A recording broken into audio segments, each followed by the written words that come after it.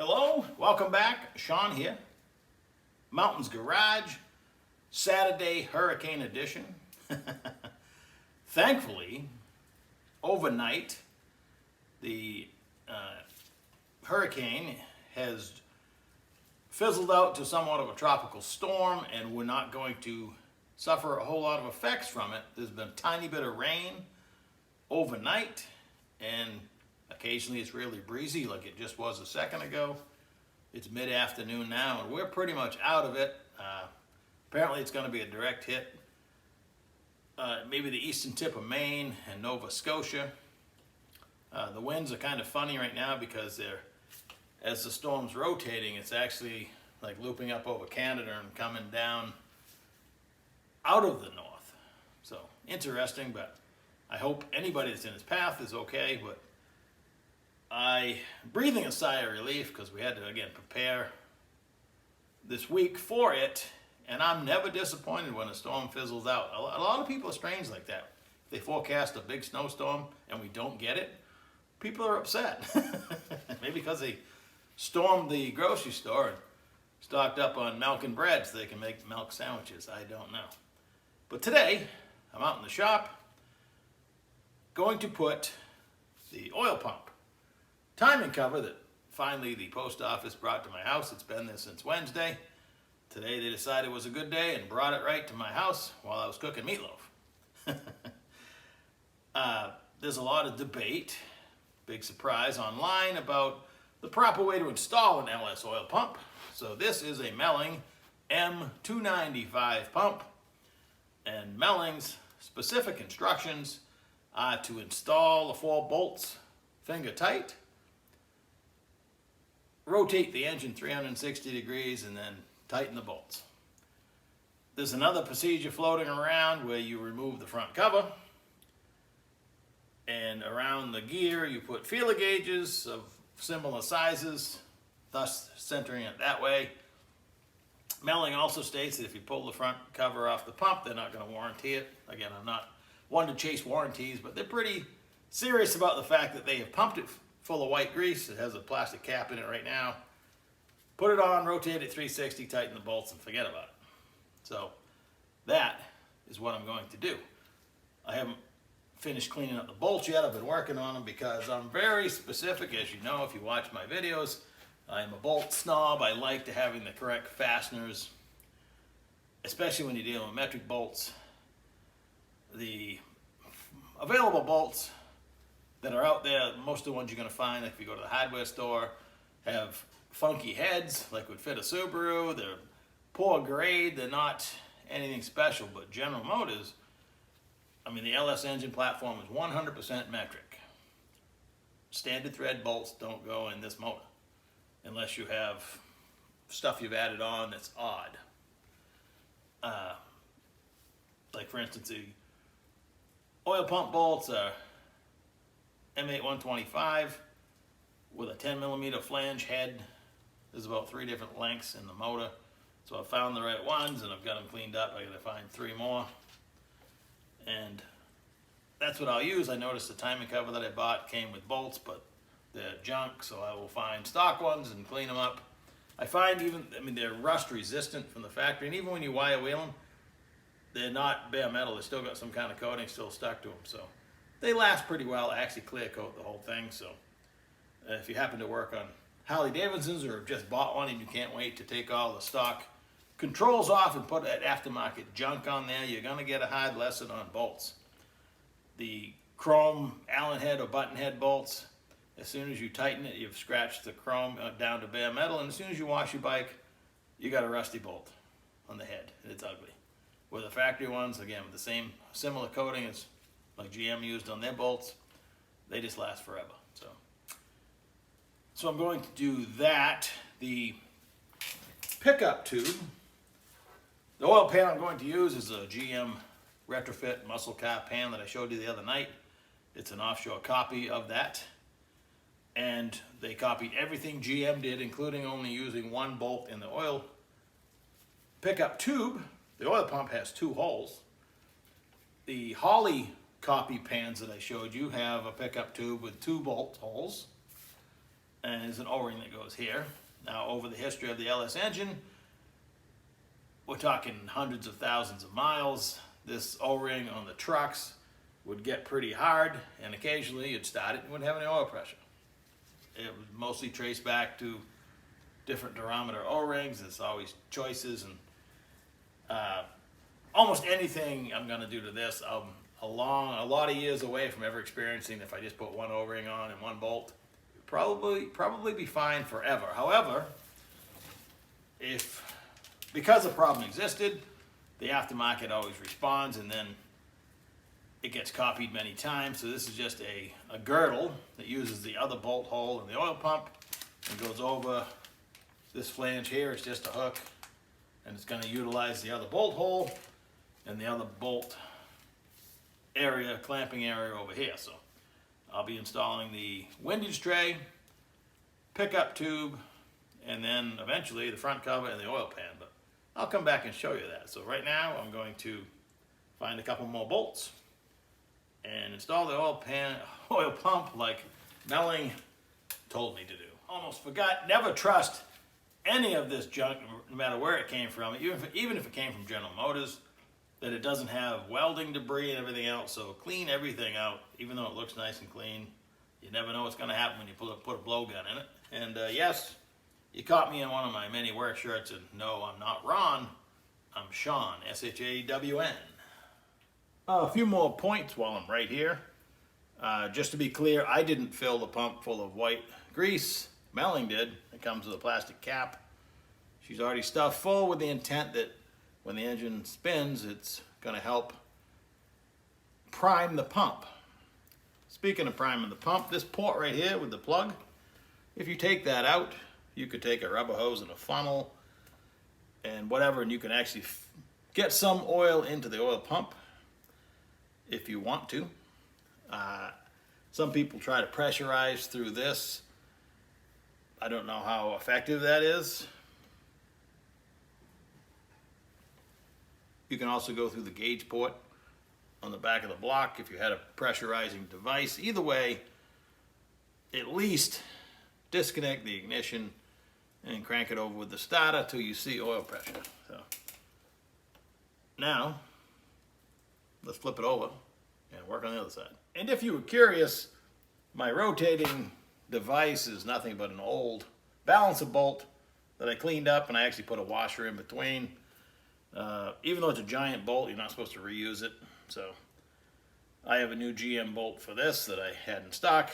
It didn't come with the engine, but the old ones make an excellent device to rotate, and the lower timing gear is the dry spud for the oil pump. So when you get a new gear set, you have brand new spline to gear that the pump just slides over. So really simple rig. And as I mentioned in the other video, it takes the strain of turning the oil pump and the distributor way down the other end of the engine, like the traditional Chevys, and the timing chain only has to spin the camshaft and the resistance of the valve springs. Good morning, it's the next day. I remembered to put on my video shirt, even though it's a couple sizes too small. It's okay. I flopped the engine over yesterday. I forgot to mention in the initial ATK 6-liter video that yes, it does have Gen 4 rods, full floating wrist pin.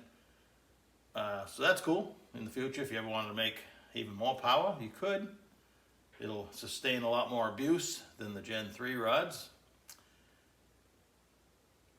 After I flopped the engine over and cleaned off any oil that had dripped down, I'm using the GM muscle car or retrofit oil pan kit that comes with the dipstick and tube, which I put in, the windage tray and the nuts, the pickup tube, which I had to tweak slightly and managed to tweak my thumb with the hammer. I hate when I do that. When you work with your hands 24/7 or just in general, you use your hands all day long. I hate when I make a dumb mistake and in this case hit it with a hammer. But while it was hurting, I just hit it. I go ahead and turn it the other way and squeeze as hard as I can. And that seems to relieve, the whole black nail thing. So I'm losing the whole nail. So we'll see how that works out. But today it's not so bad. We're back to work.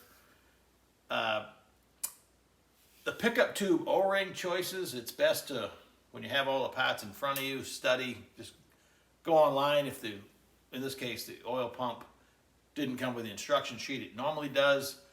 And it tells you by the design of the pickup tube what O-ring to use. You get different colors and different diameters. So in this case, the oil pump came with a green O-ring.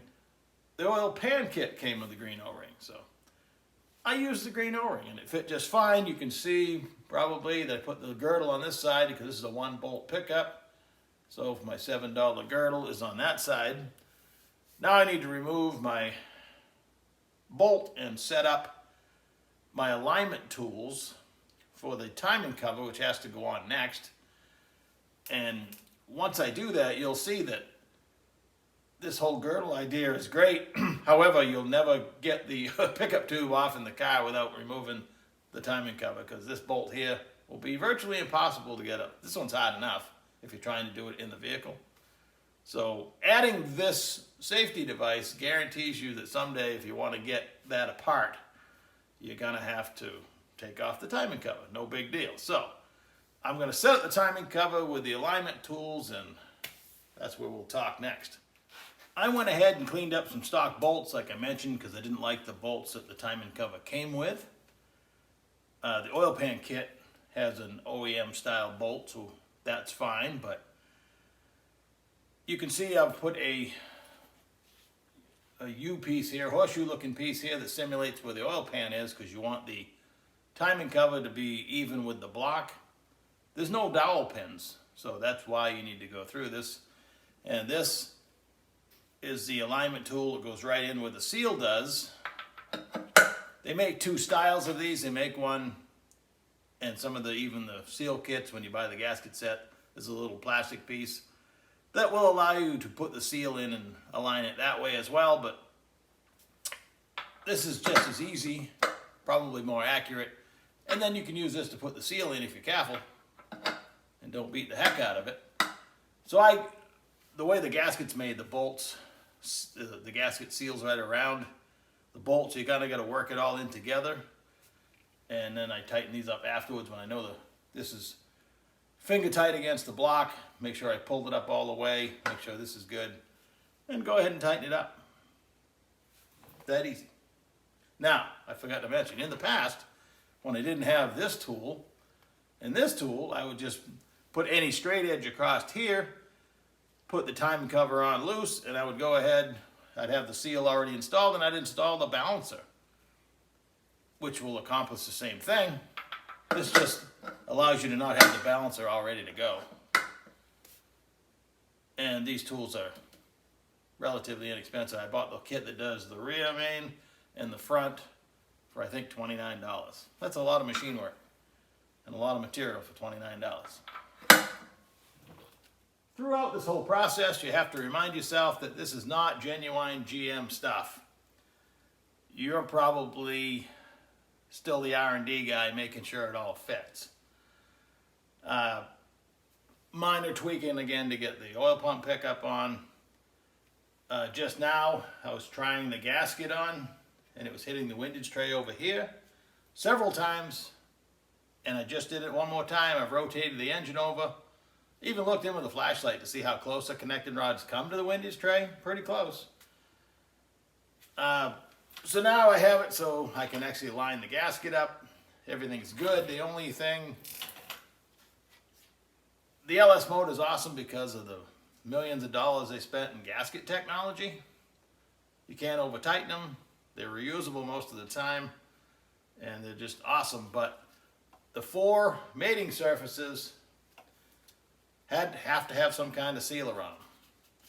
It's the only thing you're going to encounter in the entire motor probably that needs sealer, like of the RTV variety. So just a little bit, just to seal where the 4 corners of the front and rear covers mate with the block, because you don't want oil coming out underneath the gasket. So I'll do that, and I've already tried the pan on once again to make sure nothing else fit.